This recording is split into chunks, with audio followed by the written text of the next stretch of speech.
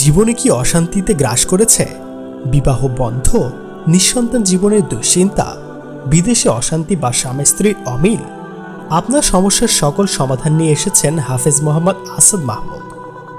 ভূত প্রেতের আছর থেকে মুক্তি, শত্রু দমন, প্রেমিক প্রেমিকাকে কাছে পাওয়া, ঋণ থেকে মুক্তি, জায়গা জমির ঝামেলা বা ব্যবসা বাণিজ্যে বাধা, সবকিছুতেই পাবেন সঠিক সমাধান। সংসারে অশান্তি, মানসিক চাপ কিংবা মহিলাদের গোপন সমস্যার সমাধানে আস্থা রাখুন আমাদের অভিজ্ঞতায়।